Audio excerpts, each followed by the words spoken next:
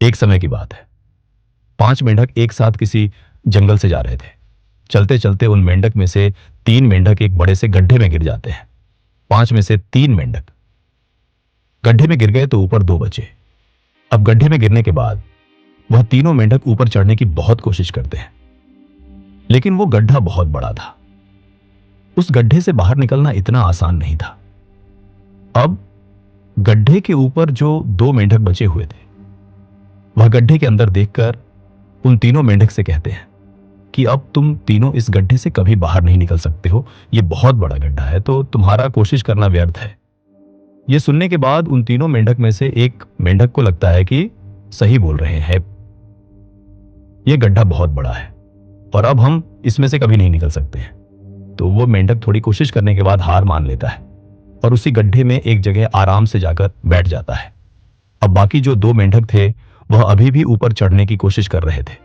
अब उन दोनों को देखकर ऊपर वाले मेंढक फिर से उन्हें यह कहते हैं कि तुम जो कोशिश कर रहे हो वह बेकार है। तुम इस गड्ढे से कभी बाहर नहीं निकल सकते हो और अब तुम्हें अपनी सारी जिंदगी इसी गड्ढे में गुजारनी पड़ेगी। अब यह सुनने के बाद जो 2 मेंढक कोशिश कर रहे थे ऊपर चढ़ने की, उनमें से एक और मेंढक को यह लगता है कि यह सही बोल रहे हैं, अब हम इस गड्ढे से कभी बाहर नहीं निकल सकते हैं, और वह भी हार मानकर बैठ जाता है। लेकिन अभी भी उनमें से एक मेंढक ऊपर चढ़ने की कोशिश कर ही रहा था। ऊपर वाले 2 मेंढक उसे भी कहते हैं कि क्या तुम्हें सुनाई नहीं दे रहा है? उन दोनों ने हार मान लिया है और तुम अभी भी यह सोच रहे हो कि तुम इस बड़े से गड्ढे से बाहर निकल सकते हो। वो ऊपर वाले दोनों मेंढक उसे बोलते रहे, लेकिन उनकी बातों का उस मेंढक पर कोई असर नहीं हुआ और वह मेंढक कोशिश करता रहा और कोशिश करते करते वह उस गड्ढे से बाहर निकल गया। अब उसे वह सारे मेंढक देख रहे थे कि यह बाहर कैसे निकल गया।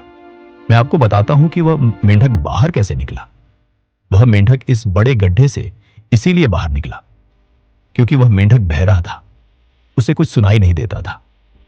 तो इस कहानी से हमें यह सीख मिलती है कि जब हम जिंदगी में कुछ अच्छा करते हैं तो बहुत लोग आते हैं हमें रोकने के लिए, तरह तरह की बातें करते हैं। लेकिन अगर आपको अपने काम में कामयाबी हासिल करनी है तो बहरे बन जाओ उनकी बातों का।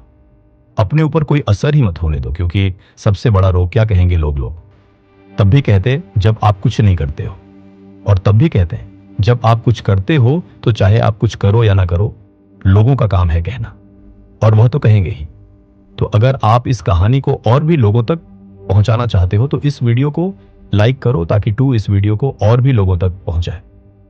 और अगर कहानी अच्छी लगी हो तो हमारे चैनल को सब्सक्राइब जरूर करिए। मिलता हूं मैं अगली बार इसी तरह की कहानी के साथ। तो सब्र करो, शुक्र करो और जिंदगी जियो।